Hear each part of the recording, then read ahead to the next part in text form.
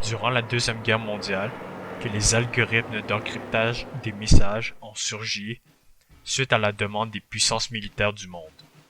Les Allemands ont utilisé la machine Enigma qui était capable d'encrypter des messages par un mécanisme physique de rotation de rotor. Cependant, ce que les Allemands ne savent pas, c'est que durant la même année qu'ils ont envahi l'Union soviétique, un Britannique nommé Alan Turing réussit à briser le code de l'Enigma Machine.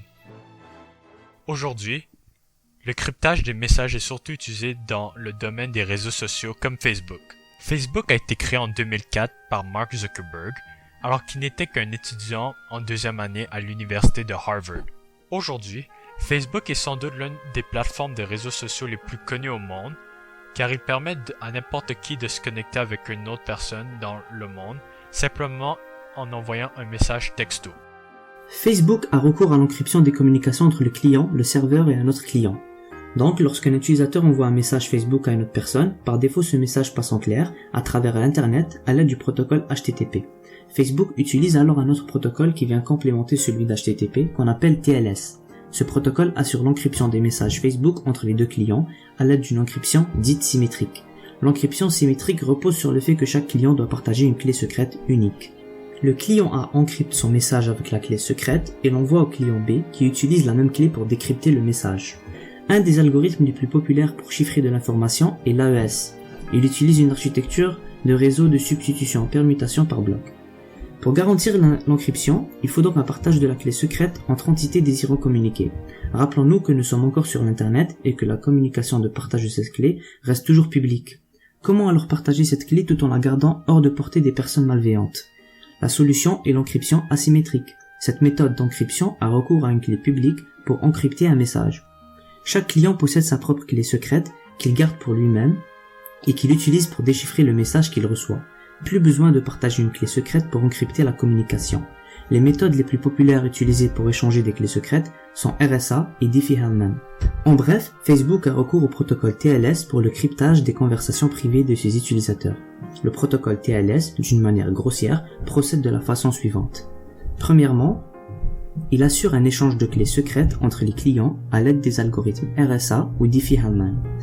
Ensuite, il assure un établissement d'une communication symétrique encryptée entre les clients à l'aide de la clé secrète récemment échangée. Un des avantages du cryptage des messages Facebook est la protection de la confidentialité des gens et les conversations privées des pirates. Le système de cryptage des messages Facebook permet aux utilisateurs d'avoir des conversations privées. Les systèmes de piratage ne peuvent pas avoir accès à la vie privée des gens. Plusieurs compagnies ont déjà des systèmes de piratage ou en achètent de l'information des pirates pour surveiller les employés ou pour faire de la recherche sur la vie privée des futurs employés. Ce système est fortement utile pour que les gens obtiennent une vie privée plus sécurisée. Un deuxième avantage est que Facebook ne peut pas accéder aux informations personnelles des utilisateurs.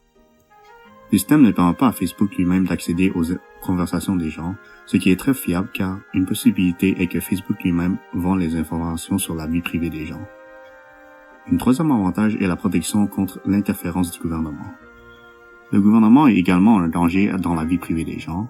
Par exemple, ils peuvent utiliser ces informations pour coincer des gens avec des lois ou taxer les individus avec des grandes capacités financières. Un des désavantages est qu'il est impossible de crypter certains types de données comme les vidéos.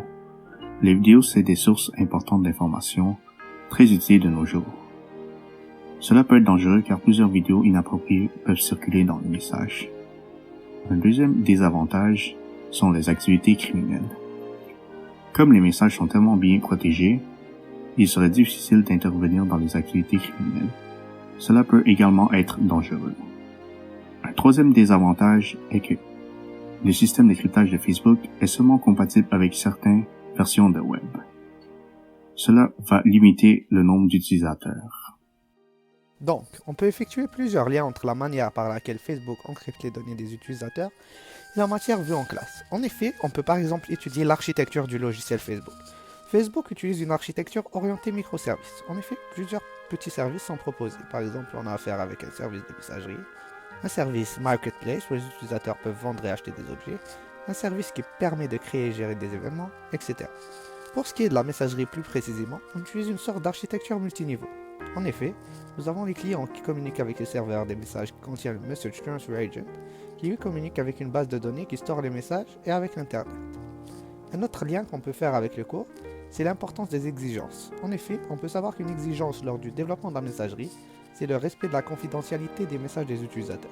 C'est pour cette raison que les développeurs ont pensé à comment encrypter les messages. Par ailleurs, on peut facilement faire des liens avec la gestion de version et avec le processus de développement logiciel. En effet, comme il a été dit précédemment, le système de cryptage de Facebook est compatible qu'avec certaines versions du web. C'est-à-dire que les développeurs de Facebook doivent utiliser un processus itératif pour s'assurer qu'il y ait toujours une version fonctionnelle tout en travaillant sur les nouvelles versions. Pour ce faire, ils doivent utiliser un logiciel de gestion des versions, comme Git, pour que tous les développeurs puissent travailler sur le projet en parallèle et qu'ils puissent aussi avoir accès aux différentes versions de leur logiciel.